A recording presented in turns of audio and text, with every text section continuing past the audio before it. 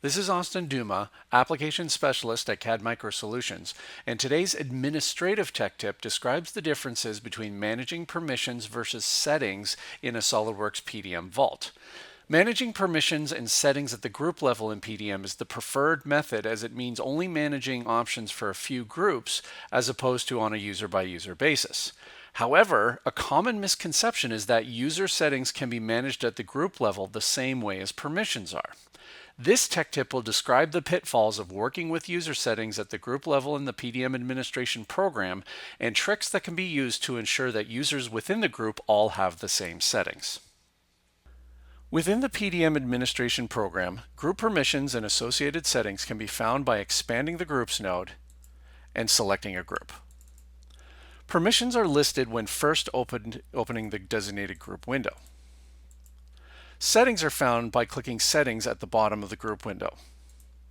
This brings up a second window showing settings for all users in that group. The main pitfall that administrators need to be aware of is that there is no such thing as group settings. Let me explain a bit further. Permissions are hierarchical in nature. In other words, there's a parent-child relationship between the group and the users in that group. This means that any changes made to the group permissions are automatically applied to users in that group. For example, I can add a permission to the engineering group, and then I can go look at a user already in that group. And I can see that the permission has been automatically applied.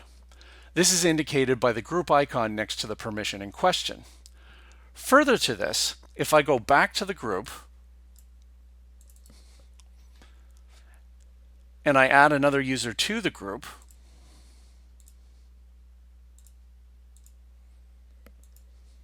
and I navigate back to that user,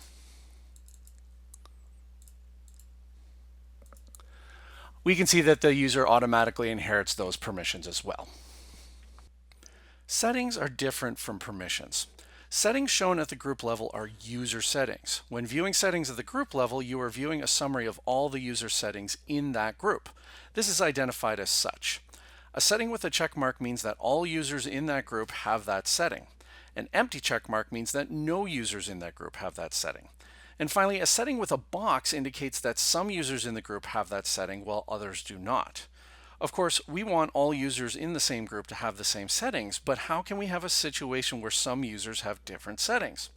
The confusion may lie in the fact that any settings that are changed or added at the group level are automatically applied to existing users in that group. For example, if I change the Always Work with Latest Version of Files to a checkbox, and then navigate to a user in that group, I can see that that setting has been applied. This can best be thought of as a batch process. In other words, a one-time update of the settings to all users already in that group. The key point here being all users already in that group. The issue lies in adding another user, new or existing, to the group after the settings have been adjusted. For example, if I add Bill to the group,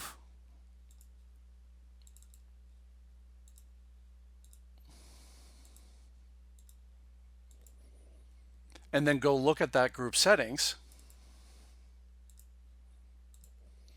you will see that the setting discussed earlier has been reverted back to a box.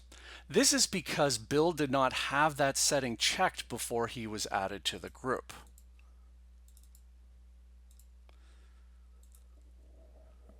Of course, if I adjust that setting at the group level, or in this case, simply add the setting directly to the user, and navigate back to the group, the box at the group level will change to a check mark. This pitfall can cause confusion in terms of who has what settings applied, and having to check and recheck settings can be time consuming. So if settings cannot be reliably applied at the group level for new users, how can we add group settings to a new user without having to manually apply settings to each user individually? One trick is to use the copy permissions and settings from user pull down when adding new users to a vault. In this example, I'm going to add a new user and put them into the engineering group. I'm going to add a new user, Jen.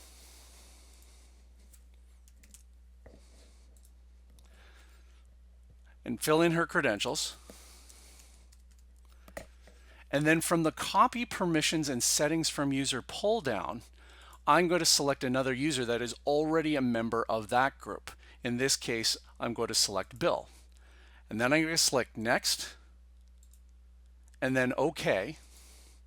And there's nothing left to do against the user, as I told the system to apply everything that Bill had to Jen, including which group he is in.